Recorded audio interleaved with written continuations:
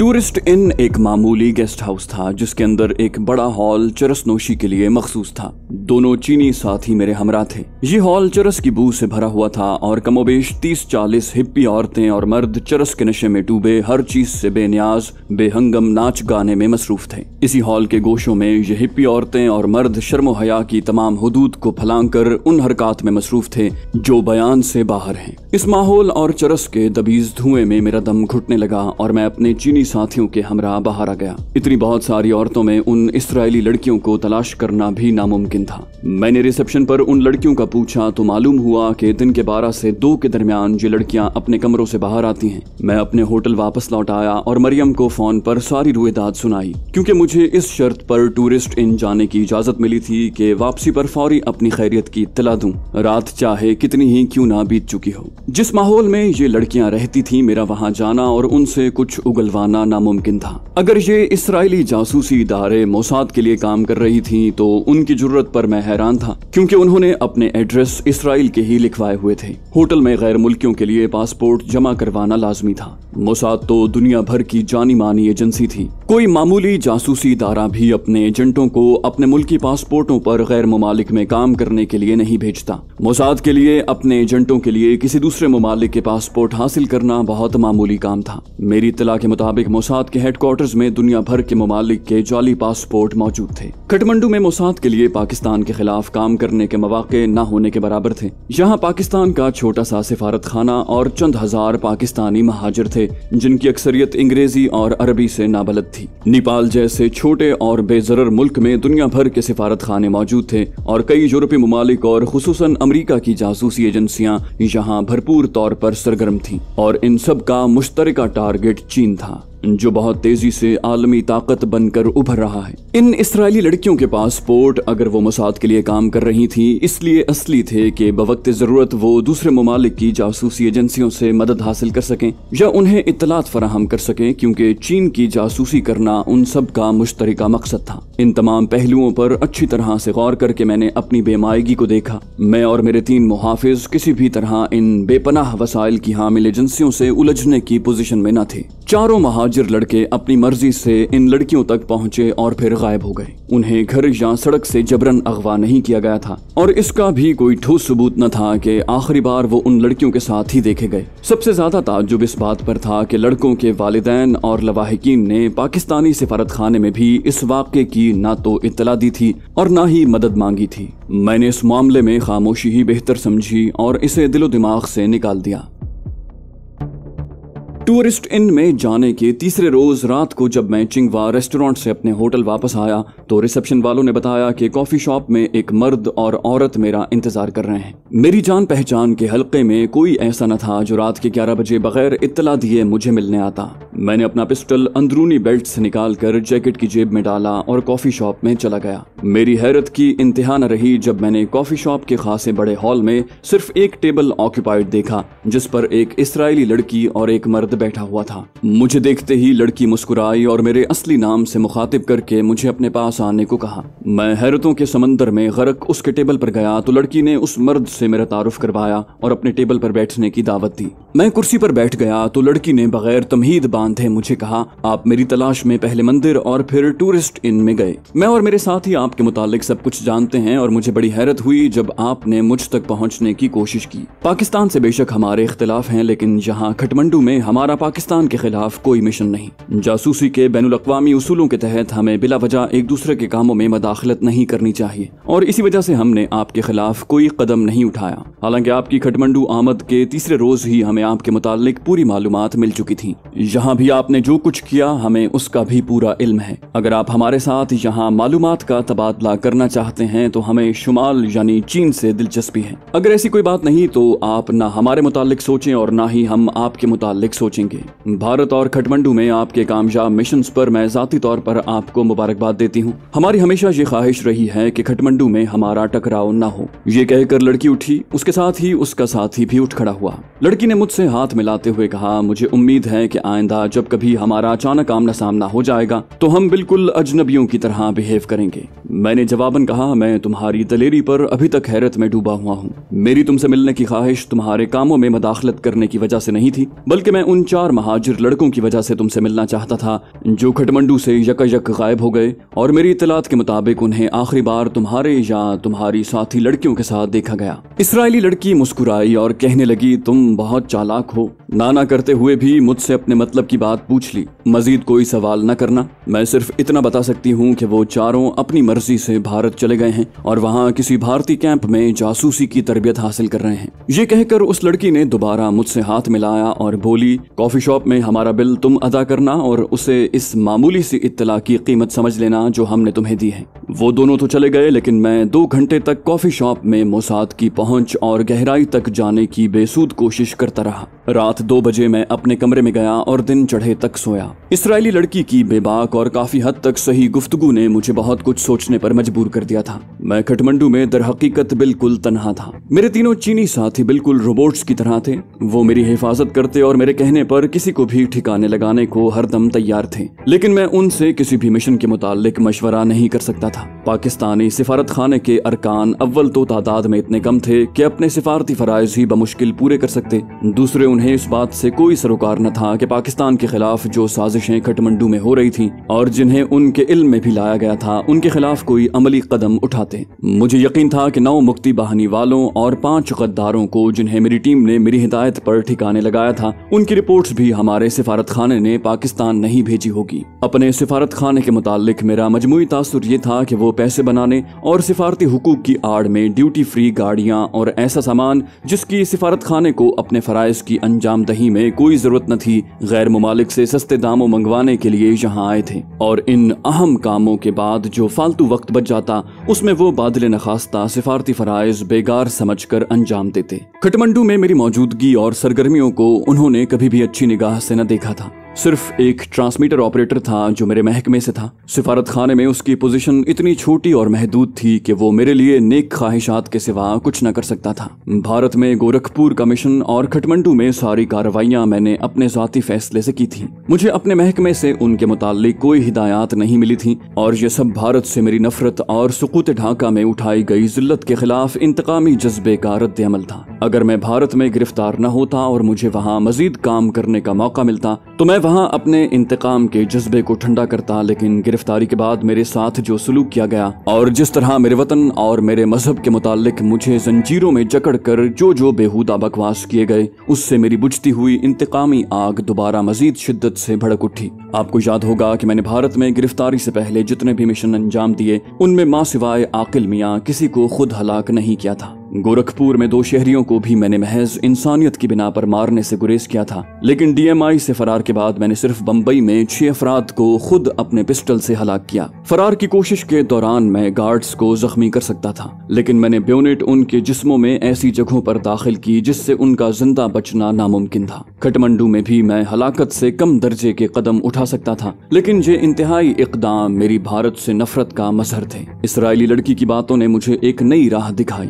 वो अपने मुल्क के मफाद में उस हद तक आगे जा चुकी थी कि नशे की लत और जिस्म की आबरू तक की परवाह न की, लेकिन उसके सामने एक वाज़े मकसद और मुकर्रा हदफ था। उसके बरक्स खटमंडू में जहाँ भी कोई शख्स पाकिस्तान के खिलाफ काम करता दिखाई दिया, मैंने या मेरी टीम ने उसे ठिकाने लगा दिया। मैं वक्ती तौर पर तो दुश्मनों पर गालिब आ चुका था, लेकिन एक की जगह 10 दुश्मन आ जाते थे। इन दुश्मनों और दूसरे ममालिक की पाकिस्तान दुश्मन एजेंसियों से बिला वजह भड़क जाना किसी तौर मुनासिब न था। मुझे अपनी तवानाइयां महफूज रखने की जरूरत थी ताकि सही जरूरत पड़ने पर उनका भरपूर इस्तेमाल कर सकूं। मरियम भी बार बार मुझे यही बात समझाती थी। उन्हीं 4 महाजिर लड़कों के बारे में उसने मुझे कहा था कि जब उनके वालिदैन को उनकी फिक्र नहीं तो तुम क्यों उनके गम में दुबले हो रहे हो। तुम पुलिस नहीं, फौज नहीं, सिर्फ एक फर्द वाहिद हो जो दुश्मन की कैद में सख्तियां झेलने के बाद नीम शिकस्ता हालत में खटमंडू पहुंचा है। यहाँ तुमने मौत का जो खेल खेला है वो कतन तुम्हारे फराइज में शामिल नहीं। अब बस करो और अपनी ताकत और हिम्मत को यूं बेकार जाया न करो। पाकिस्तान दुश्मन कार्रवाइयां तो हमेशा जारी रहेंगी। तुम बहुत करोगे तो मजीद 10-20 दुश्मन मार लोगे या उनके हाथों मारे जाओगे। तुम्हारे सिफारत खाने वाले तो तुम्हारी लाश लेने से भी इनकार कर देंगे और तुम्हें लावारिसों की तरह यहाँ दफन कर दिया जाएगा। ये सब बातें में सोचकर मैंने बिलाखिर फैसला किया कि मैं आइंदा बिला वजह ऐसे कामों में हाथ नहीं डालूंगा। अपनी जिंदगी को सारे जहां का दर्द हमारे जिगर में है कि मिस्ताक बेकार में दाव पर नहीं लगाऊंगा। पहले से मार्क शुदा विजय कुमार को बिलाशुबा उसके मिलते ही जरूर हलाक करना है, लेकिन उसके अलावा अपना पिस्टल और गैस सिलेंडर उस वक्त तक इस्तेमाल नहीं करूंगा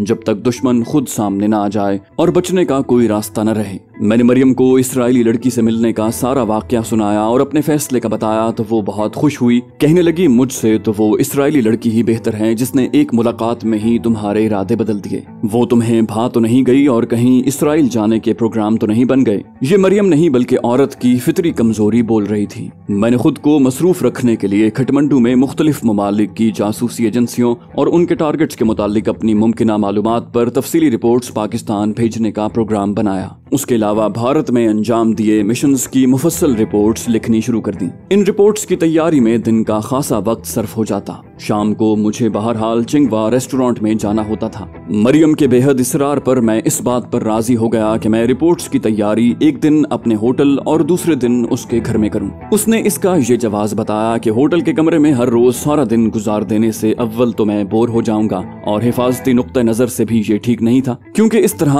अनदेखे दुश्मनों को वार करने का बहुत अच्छा मौका मिल जाएगा। मेरे लिए ये प्रोग्राम इसलिए भी बेहतर था कि होटल में मोहसिन के अलावा कई महाजिर भी हर रोज मिलने आ जाते थे, जिनकी वजह से लिखने के लिए यकसुई में खलल पड़ता था। भारत में क़याम की रिपोर्ट्स तो मैं दिल्ली और बंबई से 2 मरतबा पाकिस्तान भेज चुका था, इसलिए उन्हें तीसरी बार तफसीलन लिखने में कोई दिक्कत पेश न आई। काठमांडू में क़याम के दौरान अपने मिशंस की रिपोर्ट तफसीलन लिखने में मुझे इसलिए दुश्वारी पेश आ रही थी कि ये मिशन मैंने महकमे की हिदायत के बगैर अपनी सवाबदीद पर किए थे और रिपोर्ट्स में उनकी जस्टिफिकेशन भी लिखनी थी। चीनी मुहाफिजों को भी सिर्फ मेरी हिफाजत के लिए भेजा गया था, जिनसे मैं उन्हें तफवीज किए गए फराइज से ज्यादा काम ले रहा था। इन मिशंस के माकूल जवाब लिखने के लिए मेरे पास कोई ठोस सबूत न थे। हर बात रोजे रोशन की तरह आया थी और पूरी छानबीन और अपनी मुकम्मल तसल्ली के बाद मैंने काठमांडू में 9 मुक्ति बाहनी वालों और 5 गद्दारों को हलाक किया था, लेकिन इन इल्जामात का मेरे पास कोई ठोस सबूत न था। मेरे ख्याल में हमारी एम्बेसी वालों ने इन वाकयात को इस पस मंजर में लिखा होगा कि मेरी इन हरकत की वजह से एम्बेसी को अपने फराइज अंजाम देने में दुश्वारी पेश आ रही थी। महाजिरों में भी सिवाय मोहसिन के कोई ऐसा न था जो मेरी तायद में कुछ लिख कर देने को तैयार होता। मरने वालों की असलियत जानने के बावजूद वो ऐसी तहरीर देने से कतराते थे। इसकी वजह ये थी कि मैं अकेला था और उन्हें पाकिस्तान पहुंचने के लिए पहले हमारे सिफारत खाने से और पाकिस्तान पहुंचकर वजारत खारजा और वजारत दाखिला से अपनी रिहेबिलिटेशन के लिए वास्ता पड़ना था। मैंने इस जहनी परेशानी से निकलने के लिए बिलाखिर ये फैसला किया कि फिलहाल काठमांडू की रिपोर्ट्स की तफसीलात लिखनी छोड़ दूं। जब पाकिस्तान जाऊंगा तो वहां उनकी तफसील ज़बानी बताऊंगा और उन्हें कायल करूंगा कि मेरे इक़दाम जायज थे। मैंने ये फैसला तो कर लिया, लेकिन उसकी सोच को दिमाग से छटक न सका। उन्हीं दिनों मैं एक रात चिंगवास से रिक्शे पर वापस अपने होटल आ रहा था। मेरे चीनी दोस्त मेरे पीछे दूसरे रिक्शे में थे। मैं अपनी सोचों में गुम था कि मेरा रिक्शा चलते चलते अचानक उलट गया और मैं लुढ़कता हुआ दूर जा पड़ा। उसी वक्त 5-6 फायर हुए। 2 गोलियां तो मेरे करीब सड़क से टकराईं, बल्कि मेरे सर के ऊपर से गुजर गईं। मेरे चीनी साथी सड़क की हल्की रोशनी में पहले ही गायब हो चुके थे। मेरे रिक्शे वाला सड़क पर अभी तक गिरा पड़ा था। मैंने उसे उठाया और हम दोनों ने रिक्शा सीधा किया। चीनी साथियों के रिक्शे वाला गोलियों की आवाज सुनते ही अपना रिक्शा लेकर भाग खड़ा हुआ था। मैं अभी वाक्य को पूरी तरह समझ भी न पाया था कि मेरे दोनों चीनी साथी 2 आदमियों को गर्दन से इस सख्ती से दबोच कर ले आए कि उनकी आवाज तक न निकलती थी। उनके हाथों में खंजर चमक रहे थे। इससे पहले कि वो खंजर उन्हें भोंक देते, मैंने उन्हें रोका और इशारों से कहा कि इन्हें जिंदा चिंगवा में ले जाना है। मेरा मतलब समझकर उन्होंने उन दोनों अजनबियों की कनपटियों पर कराटे के 2 ऐसे हाथ रसीद किए कि दोनों फौरन बेहोश हो गए। उन्हें रिक्शे में डालकर मैंने रिक्शे वाले को 100 रुपए दिए और उसे वापस चिंगवा चलने को कहा। रेस्टोरेंट से कुछ आगे जाकर एक निस्बतन सुनसान जगह थी। वहां रिक्शे से उन दोनों को उतार कर चीनी दोस्तों ने ओट में लेटा दिया और मैंने रेस्टोरेंट में जाकर मरियम को सारी रुएदाद सुनाई। मुझ पर कातिलाना हमले का सुनते ही मरियम का चेहरा गुस्से से सुर्ख हो गया। मैंने उसे समझाया कि ये वक्त जोश से नहीं बल्कि होश से काम लेने का है।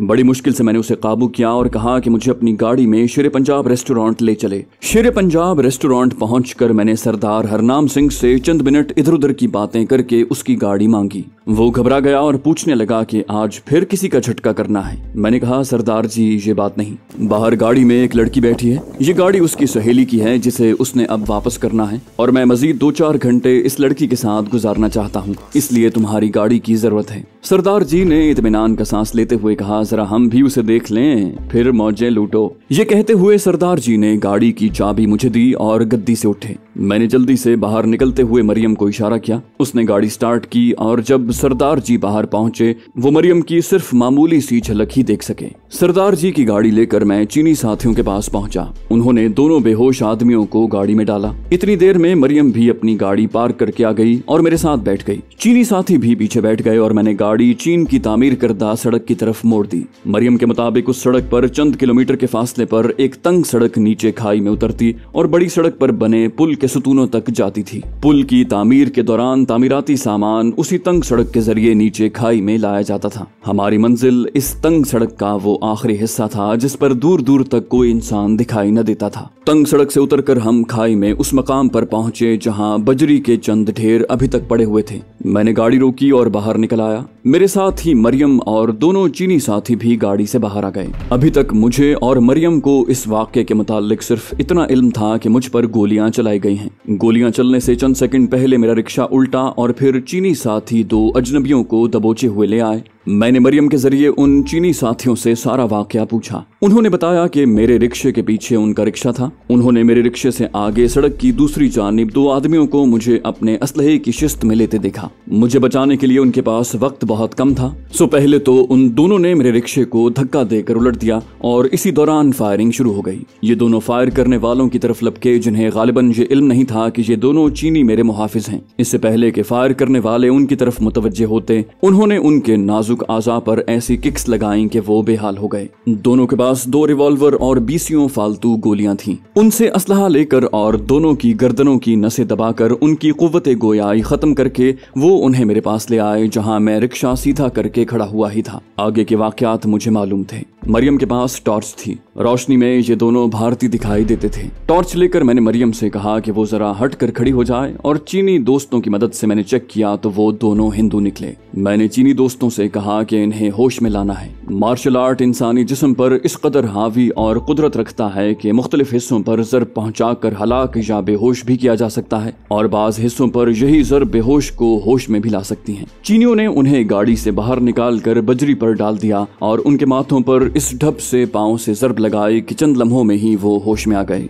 मेरे कहने पर एक को एक चीनी साथी गर्दन से पकड़कर खाई में हमसे दूर ले गया। मैं चाहता था कि इन हमलावरों से अलग अलग इंक्वायरी करूं। बजरी पर लेटे हमलावर पर मैंने अपना साइलेंसर वाला पिस्टल तान लिया और कहा कि अगर 2 मिनट के अंदर उसने सब कुछ बिल्कुल ठीक ठीक न बताया तो पिस्तौल की सारी गोलियां उस पर खाली कर दूंगा। मैंने उसे ये वार्निंग भी दी कि अगर उसका बयान उसके साथी से मुख्तलिफ हुआ तब भी वो दोनों बच न सकेंगे। ये आदमी इस सुनसान जगह पर खुद को इस हालत में देखकर डर से कांपने लग गया और हाथ जोड़कर मिमियाने लगा कि उसकी जान बख्श दूं। उसके बयान के मुताबिक विजय कुमार ने लखनऊ से उन दोनों को मुझे मारने के लिए हायर किया था। ये दोनों लखनऊ के बड़े बदमाशों में शुमार होते थे और विजय ने उनके उस्ताद के जरिए 40,000 में ये सौदा किया था। रिवॉल्वर और गोलियां भी विजय ने ही उन्हें दी थी। विजय गुज़श्ता रात ही उनके हमरा खटमंडू पहुंचा और अपने घर में मौजूद था। चीनी दोस्त उसे लेकर दूर अंधेरे में चला गया और दूसरा चीनी दूसरे हमलावर को ले आया। उसका बयान भी बिल्कुल पहले वाले हमलावर जैसा था। मैंने उन्हें जिंदा तो छोड़ना था नहीं, क्योंकि मुझ पर हमला करने के अलावा उन्होंने मरियम और चीनी दोस्तों को भी देख लिया था और मैं किसी सूरत भी मरियम और चीनी दोस्तों को इस कत्ल गारत में मुलव्विस करना नहीं चाहता था। मैंने उन दोनों के नाम पूछे और बजरी पर उन्हें उल्टा लेटने को कहा। उनके लेटते ही मैंने अपने पिस्टल की सारी गोलियां उन दोनों पर एक एक करके दाग दी। साइलेंसर की वजह से गोलियां चलने की आवाज न होने के बराबर थी। जब चीनी दोस्त ने उनकी नब्ज टटोल कर उनके मरने की तस्दीक कर दी तो मैंने पिस्टल में दूसरी मैगजीन डाली और गाड़ी लेकर मेन रोड पर आ गया। मरियम ने जिंदगी में पहली बार इस तरह लोगों को हलाक होते देखा था। उसकी सारी दलेरी उस वक्त एक खौफजदा औरत में तब्दील हो चुकी थी। तहफ्फुज के एहसास के लिए उसका एक हाथ बेख्तियारी में मेरे बाएं हाथ को थामे हुए था, जिससे मैं गाड़ी के गियर बदल रहा था। शहर पहुंचकर जब मैंने गाड़ी एक नई सड़क पर मोड़ी तो मरियम ने पूछा कि अब कहाँ जा रहे हो। मैंने कहा काम मुकम्मल करने। मरियम इतनी डरी हुई थी कि बजाय लंबे लंबे लेक्चर देने के उसने सिर्फ ये कहा, एज यू लाइक। विजय के घर से थोड़ा पहले मैंने गाड़ी रोकी। मरियम गाड़ी में ही बैठी रही और मैं दोनों चीनी दोस्तों के हमरा विजय के घर जा पहुंचा। 2 मंजिला बिल्डिंग की दूसरी मंजिल पर उसका कॉर्नर फ्लैट था। दरवाजा अंदर से बंद था। मैंने बेल बजाई तो थोड़ी देर बाद विजय की दरवाजे के करीब से आवाज आई, कौन है? मैंने आवाज बदलकर और खांसते हुए एक हमलावर का नाम लिया। विजय ने अंदर से ही पूछा, काम हो गया? मैंने कहा, हाँ, लेकिन मेरा बाजू जख्मी हो गया है। दरवाजा खोलो वरना बाहर फर्श पर खून के धब्बे पड़ जाएंगे। मैंने हत्तुल इम्कान अपनी आवाज छुपाते हुए कहा। विजय ने दरवाजा खोला तो मैं तो जरा पीछे हो गया, लेकिन मेरे चीनी दोस्त यकबारी दरवाजे को जोर से धक्का देकर अंदर दाखिल हुए और विजय को मदद के लिए चिल्लाने का मौका दिए बगैर फर्श पर गिराकर उसके मुंह में रुमाल ठूंस दिया। मैंने अंदर आकर दरवाजा बंद कर दिया। इंतहाई दहशतजदा विजय फटी फटी आंखों से मुझे देख रहा था। उसने कुछ बोलने के लिए ऊं आ की तो मैंने कहा, मिस्टर विजय कुमार, आज तुम नहीं सिर्फ मैं बोलूंगा और तुम सुनोगे। तुमने मुझे दोस्त बनकर अपने जाल में फांसना चाहा और उसमें खासी हद तक कामयाब भी रहे। मैं तुम पर एतबार करने लगा था और अगर चिंगवा रेस्टोरेंट में तुम्हारी और भारतीय सिफारतकारों की आवाज की खुफिया रिकॉर्डिंग से मुझे तुम्हारी असलियत का पता न चलता तो मैं तुम पर दोस्ती के एतबार में न जाने कहां तक चला जाता। ये सब कुछ मैं तुम्हें इसलिए बता रहा हूँ कि तुमने मेरे एतमाद और भरोसे को दोस्ती के पर्दे में ठेस पहुंचाई। चिंगवा रेस्टोरेंट और अपने चीनी दोस्तों का भी तुम्हें इसलिए बताया है कि तुम किसी से इनका जिक्र करने को जिंदा नहीं रहोगे। लखनऊ से तुम्हारे लाए हुए दोनों बदमाश भी अपने अंजाम को पहुंच चुके हैं। तुम्हारे दोस्ती के बहरूप में गुजारे हुए चंद दिनों की वजह से मैं तुम्हें गोली से हलाक नहीं करूंगा। ये कहते हुए मैंने एक चीनी दोस्त से गैस सिलेंडर लिया। हमने अपने नाक रुमालों से बंद कर लिए। मैंने सिलेंडर विजय के चेहरे के बिल्कुल करीब ले जाकर गैस खारिज की, बल्कि यूं कहिए कि उसके नथनों में गैस छोड़ दी। चंद लम्हों के लिए विजय की आंखें उबल कर बाहर आईं। उसका जिस्म 1-2 बार फड़का और फिर बेजान हो गया। हम तीनों उसे वहीं उसी हालत में छोड़कर अंदरूनी 2 कमरों में गए। एक अलमारी से हमें 60,000 से ज्यादा भारतीय करेंसी और एक बड़ा ब्रीफकेस मिला जिसमें सरकारी कागजात और फाइलें थी। कागजात को एक नजर देखते ही मैं समझ गया कि ये दिल्ली से विजय के राब्ते और हिदायत से मुताल्लिक थे। मैंने करेंसी चीनी दोस्तों को दे दी और ब्रीफकेस खुद उठा लिया। विजय की आंखें बंद की, उसके मुंह से रुमाल निकाल कर और दरवाजा बंद करके हम आहिस्ता कदमों से चलते सड़क पर आ गए। गाड़ी में मरियम बेचैनी से हमारी मुंतजिर थी। उस पर ये एक एक लम्हा कयामत का गुजरा होगा। मेरे गाड़ी में बैठते ही उसने चीनी दोस्तों की मौजूदगी से बेपरवाह मेरे सीने पर सर टिका दिया और उसकी आंखों से आंसुओं की झड़ी बहने लगी। मैंने बड़ी मुश्किल से उसका रोना बंद करवाया। मैंने हमलावरों के दोनों पिस्टल भी चीनी साथियों को देने चाहे तो उन्होंने बताया कि उनके पास पिस्तौलों के अलावा कई किस्म का खतरनाक असलहा मौजूद है। चिंगवा पहुंचकर मरियम ने अपनी गाड़ी निकाली। दोनों गाड़ियां शेरे पंजाब होटल के करीब रोककर चीनी दोस्त मरियम की गाड़ी में बैठ गए और मैं गाड़ी लेकर शेरे पंजाब पर गया। सरदार जी रेस्टोरेंट बंद करवा कर सफाई करवा रहे थे। कहने लगे, बहुत जल्दी वापस आ गए? मैंने कहा, कुछ झगड़ा हो गया था। सरदार जी ने हंसते हुए कहा, बादशाहो, औरत को कैसे राजी रखा जाता है ये गुर आप हमसे सीखना। हम तो इस इल्म के उस्ताद हैं। मैंने सरदार जी से गुर सीखने का वादा किया, गाड़ी की चाबी वापस की और शुक्रिया अदा करके वापस चल दिया। रात खासी बीत चुकी थी। मरियम ने मेरे इसरार के बावजूद मुझे मेरे होटल में उतारने से इनकार कर दिया। रास्ते में चीनी दोस्तों को उतारा और हम मरियम के घर चले आए जहां एक कमरा मेरे लिए मखसूस कर दिया गया था। मैं बिस्तर में दराज हो गया और मरियम इस दौरान कॉफी बना कर ले आई। हमलावरों के दोनों पिस्तौल और गोलियां मैंने मरियम को दी ताकि महफूज कर ले। मरियम ने मुझे शब बखैर कहा तो मैं बड़ा हैरान हुआ कि उसने उर्दू कैसे बोली। मेरे पूछने पर उसने बताया कि एक पढ़ी लिखी पाकिस्तानी महाजिर लड़की से उसने ट्यूशन लेनी शुरू कर दी है। मरियम तो शब बखैर कहकर अपने कमरे में चली गई और मैं मुस्तकबिल के सुहाने ख्यालों में खोया बहुत जल्द नींद की आगोश में चला गया।